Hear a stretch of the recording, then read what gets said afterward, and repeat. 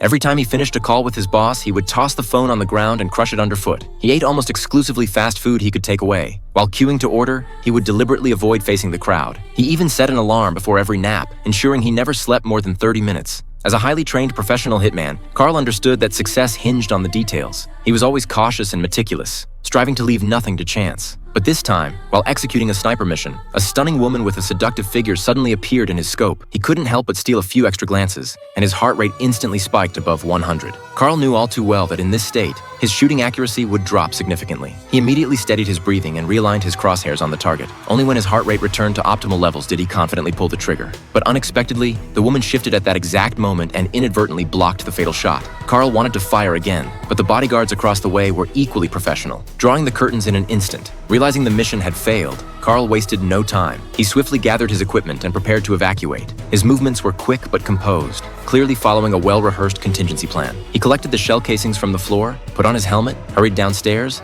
and hopped onto a pre-positioned electric scooter, passing right by the police as they arrived. Carl's escape route consisted entirely of secluded back roads, ideal for staying hidden and disposing of evidence along the way. Carl knew better than anyone that for a hitman, a failed mission meant more than just retaliation from the target. Sometimes, it could even invite elimination by the employer. He couldn't afford to let his guard down for a second. After reporting to his handler, he immediately removed the SIM card and stomped his phone to pieces to prevent being tracked. He didn't return home until the next day, but as soon as he reached the door, something felt off. Two suspicious footprints marked the ground, surrounded by scattered cigarette butts. Someone had clearly been staking out the place. Carl's heart tightened. He instantly realized his wife, home alone, could be in danger. He grabbed the pistol from his car, vaulted over the fence, and sprinted toward the house under the cover of the trees. Sure enough, identical footprints appeared in the yard. The intruders had already broken in. Frantic, he burst through the door, sweeping every corner with his gun raised. But there wasn't a soul in sight. The rooms were ransacked, bloodstains scattered everywhere. His unease deepened. He frantically dialed his wife's number and learned she had been seriously injured and rushed to the hospital. By the time Carl arrived, his wife lay on the bed,